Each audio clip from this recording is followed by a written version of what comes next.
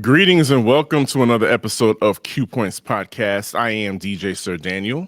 And my name is Jay Ray, sometimes known by my government as Johnny Ray Cornegay III. And Sir Daniel, it warms my heart that we're about to have this conversation because this brother was so important. Absolutely, because Q Points Podcast is the podcast dropping the needle on Black music history.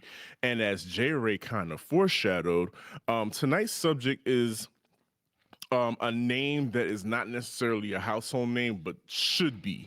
Yep. Before people started throwing around the term super producer as far as hip hop is concerned, this gentleman was being that. Yep. And actually is the foundation for a record label, is a foundation for New Jack Swing. We'll get a little bit into that. And also is part of the reason why hip hop earns a lot of early hip hop groups earn some like major platinum hits. And so we are talking about none other than the pioneer, Mr. Larry Smith. Yes. Absolutely. So I love that we are having this conversation because Larry Smith was a true musician. So right now in today's world, when we talk about hip hop producers, for the most part, we talk about beat makers, right? Correct. These are individuals that, they've mastered the MPC, or right now they're using computers, Fruity Loops, and all of that. Larry Smith, though, was a musician. He was a bass player. He actually cut his teeth playing bass in bands and learned the craft of producing by just kind of being in the studio and being an individual who was a session bass player for a lot of musicians. So this man was committed to musicianship. And what I also love about him is he was expansive enough that at his height, Sir Daniel, when we talk about some of the songs, they could be out at the same time in the same year, and you would kind of not know that they were produced by the same person. Right. All hip hop, but with like a completely different feel. But that was because of just kind of his pedigree and how he approached production. Absolutely, and it should be said Larry Smith was self-taught. Yes. He, from what I understand, he listened to James Brown records and taught himself how to play the bass by just plucking along and playing along with the records. And to his credit, like I said in the beginning, the term super producer got adapted, I would say back in the early 2000s. You had the onset of like the Neptunes, Timbaland. Prior to that, Babyface, LA, Jimmy Jam LA, and Terry Lewis. Jimmy Jam and Terry Lewis. And so when we talk about those people, they had artists that worked underneath them for a majority of their recording life. And so I think it's funny that we're talking about Larry Smith now, to your point about people, hopping on their laptop and creating a beat right then and there. You have people doing MPCs. Now we just, everything is on the laptop now. Yep. But Jerry, I think it's important that we discuss the importance of an artist, or the benefit of an artist working with a singular producer. Yeah. Oh, that whole idea. Well, there's a couple of things that made records special. When you are working with a singular producer, it's like a meeting of the minds. Yes. Now, there are experiences in music history where that does not work out, where that meeting of the minds ain't meeting, right? But when it does, it's beautiful, right? So, example, Michael Jackson and Quincy Jones, right? We would not have gotten Off the Wall. We would not have gotten Thriller if not for the musical marriage of those two folks together. Janet Jackson and Jimmy Jam and Terry Lewis. It is a match made in heaven. And the beauty of Larry Smith is because he was a musician, right? He also had the opportunity to kind of select which rappers. So when he finally started getting into this hip hop thing, because of course, as we talked about, he comes from bands late 60s or in the 70s, and then hip hop emerges, right, as this thing. Well, being from a musical background, being from the music background that he's in, he's like, well, okay, this is a thing that's emerging now. I'm producing now. I have an opportunity to now produce some of these rappers, but he gets to pick the rappers, right? Right. So perfect example is him working with Whodini. So of course, Whodini's first record came out, their self-titled album. It's fine. It's produced in Europe. They're on Jive, but Jalil wanted to work with Larry Smith. And Larry Smith is like, okay, well, as the story goes, this is as the history goes, Larry Smith is like, I mean, I ain't heard nothing, whatever. I don't know if it's how is this going to work, whatever. But of course, Larry Smith comes on board and produces their monster of a second album, Escape. It's all him. And so that beauty of working with one person who gets you, who's crafting a sound for you, it cannot be beat. And it's something that we should do more of today, I think. I agree. I'm going to piggyback on everything that you said and say that for upcoming artists,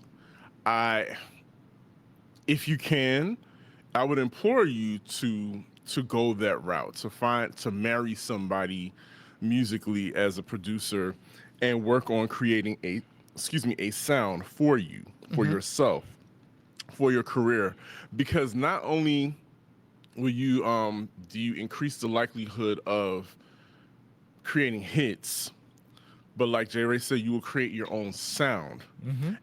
But the beauty about that is, even though you've created your own sound as an artist, what that relationship helps to do is to strengthen you as an artist. Yes. Because when you work with somebody day in and day out, you become a studio rat, as they say. You develop a work ethic. It makes you a better artist. And so what that then does, when you're ready to branch out and to work with other people, to work with other producers, you know what works for you. You know what effect works best on your vocals. Yeah. I don't like that snare is too sharp. I need a flatter snare. Those are the things that you're able to do. So that's just the benefit I believe, of working with a producer for a long period of time and creating a sound together. And unfortunately, we don't hear a lot of that much anymore. There are a few people that have relationships, like, Kendrick has really created something special with Mustard, and so on and so forth for a lot of people today. So I think that we have to keep that in mind, and we see that we have Larry Smith as a pillar. Even though he's not a household name, but he is a pillar. He is a prime example of what having a signature sound can do. Because to your point, J. Ray, Larry Smith not only worked with Whodini, but he worked with Run DMC simultaneously, and gave them both very different sounds. Run DMC squarely had that rock and roll sound. Kind of gave them a little headbanger feel to it, whereas Whodini was definitely smoothed out R&B. And in my opinion, like I mentioned earlier, Larry Smith was like the pioneer or predecessor of New Jack Swing. Yeah, so it's interesting that you mentioned that hard rock edge, because that's one of the things, and Larry talks about this. There's a written interview with him. It's available on Medium, and he talks about the fact of Run DMC, they were nervous about that whole rock, like the guitars thing, right? But also, to that point of the smoothed out of the Whodini piece of the whole thing, he also referenced the fact that, listen, Run DMC couldn't have did what Whodini did. They weren't going to be smooth like that. So the sound that they had was for them. Whodini wasn't going to be able to do what Run DMC was doing. So they had their own sound that did that. But I think as we get into this, I think we need to mention some of the songs because it's going to be crazy. This is why Larry Smith is foundational. King of Rock, Sucker MCs, Freaks Come Out at Night,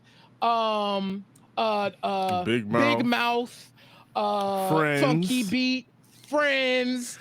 Let's not forget, These Are the Breaks. These Kurtis are Blow. Kurtis Blow. He was Kurtis Blow's dude. You know what I mean? So Exactly.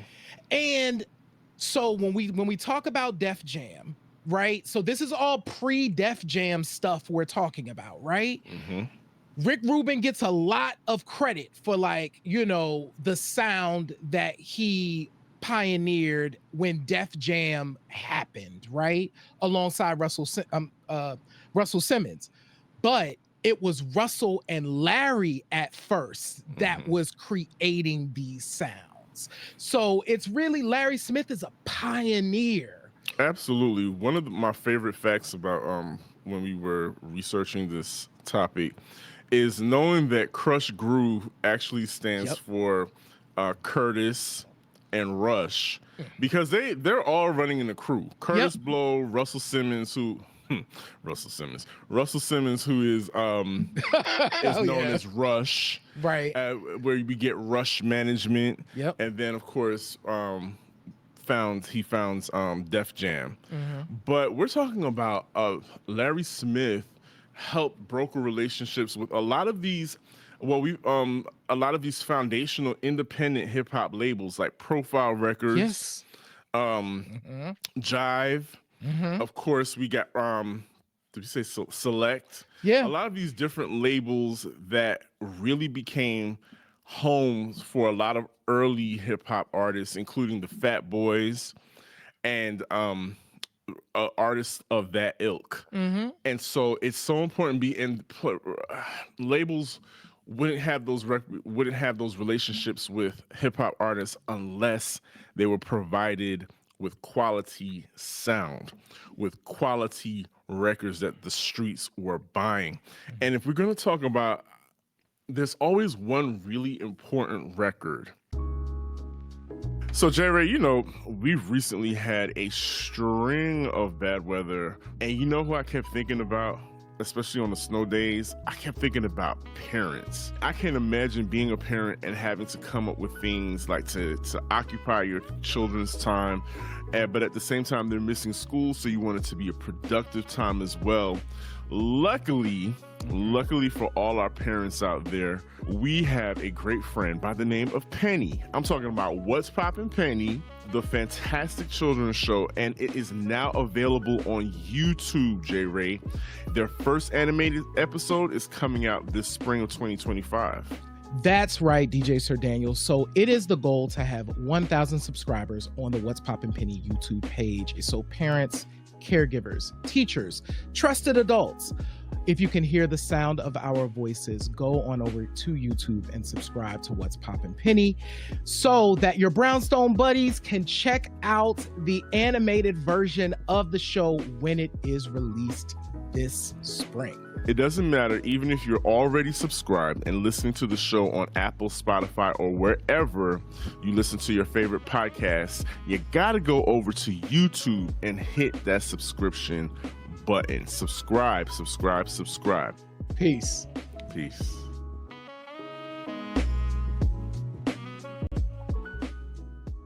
When we discuss the history of a lot of these artists, there's like one record that stands out that kind of starts things off.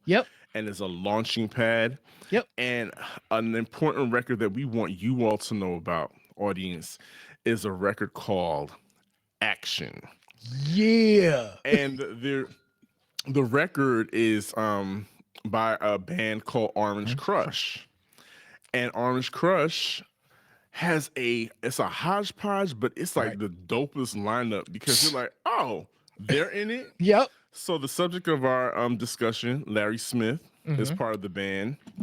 Davey DMX. Legend. Davey DMX, if you've ever heard one for the trouble, two for the bass, it's because of Davey DMX. That was one of his records, and he was one of the sought after DJs slash producers in back in the day. Kenny Keys, Bobby Gass. Now this, okay, I'm going to say this name first, and then we'll get to this other name because I think this is really important. Ron Griffin, who turns out to be Rakim's older brother, is also in this group. Really important. Super important. We also have Eddie Cologne and Pumpkin. But y'all, are you ready for this? The lady that on vocals, the lady that you all hear saying, "I want action," is none other than Def Jam's first lady, Allison Williams. Allison the Williams. J. Ray and I were on the phone the other night, and Allison Williams does not get the dues, the propers that she deserves, because when we thought about it, what's Allison Williams' title? Allison Williams, for real, y'all, for real. I'm not gonna hold you. She's the original queen of hip hop soul. I'm just saying. And that's it. I'm just saying. We're just gonna leave that there and let y'all fight about that. Argue with your mammy, don't argue with us. But Allison Williams is the original queen of hip hop soul. So as a matter of fact, we're going to can we do one more thing? One more thing. So if you ever wonder who's doing the vocals, we're playing basketball. That is also Allison Williams. I'm just saying, original queen of hip hop soul. That's all I'm saying. Original queen of features on hip hop records. Right. Just saying. We're just saying. So of course we're gonna have to do an Allison Williams episode. Yes. We've got to. We got to reach out to her too. Like, 'cause she is doing her big one. You know, like on her jazz bag. Allison Williams is doing her jazz bag now. It's a whole thing. That voice is still pristine. Absolutely. So yeah. So shout out to Allison Williams. But that song Action, I was listening to it, getting ready for the show, and I was like, we all know that break beat. We all know that break beat. And we all know when you hear, some people think I'm nice, some people think I'm nasty, but if you really want to know, just ask me. When you hear that, you have to listen to Action, because that is exactly where they got the whole vibe for that record from Michelle Lay's Nicety. That's Action right there by Orange Crush. A very, very important hip hop record, along with we can't go on without mentioning Jimmy Spicer. Yes. Yes. Dollar Bill, y'all, and of course not the Double Dutch. Is it the Double Dutch Bunch? I think that's the the Bubble. No. The Bubble Bunch. Yes. That's Larry Smith as well. So many joints. So of course we just talked about Action, which, like I said, we all know when you listen to it, as soon as it comes on, you will be like, oh, everybody has rapped on this. Like, everybody has rapped on this. Same thing with Sucker MCs. Like, there was a point in time, and there's a brother who he's the hip hop historian. We'll make sure that we link his video, because he does a whole hour and 20-minute Larry Smith retrospective. He talked about in that video that there was a point in time back in New York, because he grew up in that era, that there was not going to be any freestyling unless people was rhyming over Sucker MCs. Like, that was just kind of the beat that people used to freestyle on. Yeah. So, and everybody was using it, right? So, foundational records, all created by this brother who, Sir Daniel, for all intents and purposes, burned really bright, was hot, and chose to walk away. Like, chose to walk away in the late 80s. So we're talking like 89. Just when hip hop is becoming a commercial phenomenon, he chooses to walk away in that moment and is like, you know what, I've done all I'm going to do in this genre at this time. And he goes on to, you know, just kind of do other things, still a musician, still doing all of that, but walks away from hip hop. So, and in fact, Sir Daniel, I think that's one of the reasons why people don't remember him as much, is because he stepped away at a point when, before we started having these kinds of conversations. Before we started having super producers, before, Mm-hmm. you know, right when we started knowing who Herbie Lovebug was, and then, Right. Yep. you know, and to wrap up the conversation, I think it's important that people know that part of his Larry Smith's legacy is that every super producer that you know of today counts Larry Smith as their Yeah. favorite producer. Yeah. Larry Smith has also produced records for Confunction Mm-hmm. and Millie Millie Jackson Jackson. of all How do people. I know how that we I both love it. Millie Jackson? Well, listen, quiet as cat. Millie Jackson is often touted as the first woman rapper, female MC, Absolutely. because she didn't mind. Her breakdowns are legendary as far as like talking and narrating on a song. Mm-hmm. So yeah, definitely Millie Jackson. But yeah, Larry Smith, J. Ray. In closing, what do you think is what's the last, I guess, legacy thing that we want to leave with people about Larry Smith? Um, I think it's kind of Larry's commitment to musicianship, period. I think is really important. So, in the interview, which we will, like I said, we will make sure that we link, Larry talks about, he's asked about sampling. And one of the things that encouraged him to walk away was just kind of hip hop was really changing, right? He Mm, talked about the fact that the Bomb Squad, you know, came in and just kind of kicked in the door, and it was just like a whole other sound. Um, and at the same time, he was committed to not sampling, right? He was committed to crafting sounds, creating sounds, and hip hop almost kind of move, you know, while I, you know, we're saying that, you know, he walked away, also hip hop kind of walked away from, you know, the kind of work that he was doing. What's crazy is I do think that Chad and Pharrell kind of picked up that mantle in the 90s and kind of like ushered it back. But I think that big thing is just kind of his commitment to musicianship, I think is really important to remember. And man, I think that is it. I think it's important that we lift up these artists that at a time when hip hop was brand spanking new was also trying to innovate. And Larry Smith was definitely innovating. What about you? I think you wrapped it up in a very very pretty bow. Mhm.